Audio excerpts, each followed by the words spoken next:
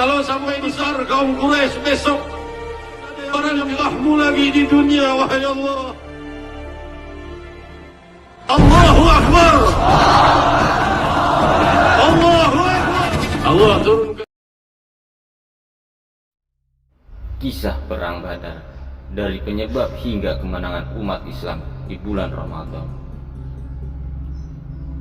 Baik, sahabat Humairah TV, kali ini kita akan membahas bagaimana Allah menurunkan bala malaikat untuk memenangkan peperangan pertama kali untuk kaum muslim.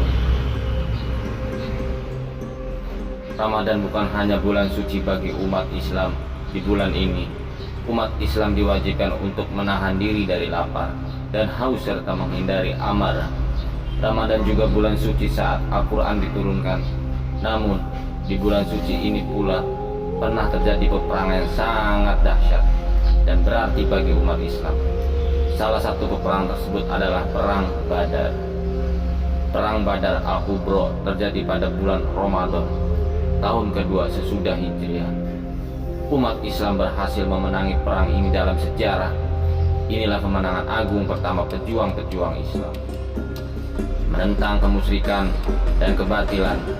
Kisah para Badar adalah peristiwa yang paling terkenal dan sangat banyak terdapat hikmah dan pelajaran di dalamnya. Dalam perang ini, Rasulullah memimpin langsung aksi penyerangan yang hanya melibatkan sekitar 313 orang muslim, 8 pedang, 6 baju perang, 70 ekor unta, dan 2 ekor kuda. Sedangkan kaum Quraisy memiliki bala 1000 orang dan 6 senjata lengkap, 700 unta dan 300 kuda. Namun, semangat jihad yang membara di bulan Ramadan membuat pasukan Islam berhasil menewaskan 3 pemimpin perang dari kaum Quraisy, yakni Utbah, Syaibah, dan Walid bin Utbah. Berikut ini kisah perang Badar dari penyebab hingga kemenangan umat Islam di bulan Ramadan telah dirangkum. Penyebab perang Badar. 1. Kebencian Abu Jahal. Nabi Muhammad lahir dari keluarga Bani Hashim dan suku Quraisy. Perjalanan dakwah Nabi Muhammad sejak menerima wahyu di usia 40 tahun kemudian dilindungi oleh pamannya, pemimpin Bani Hashim dan suku Quraisy, yaitu Abu Thalib. Setelah kematian Abu Thalib pada tahun 619 Masehi, sayangnya kepemimpinan Bani Hashim diteruskan kepada Amr bin Hisham atau Abu Jahal yang merupakan salah satu musuh Rasulullah Shallallahu Alaihi Wasallam. Kemunculan Nabi Muhammad dan kegiatan berdakwahnya telah mengancam posisi Abu Jahal sebagai penguasa Mekah. Begitu juga dengan sisa kaum Quraisy lainnya yang melihat kaum muslim sebagai penjahat yang mengancam lingkungan dan kewibawaan mereka. Kedua, umat Islam ditindas.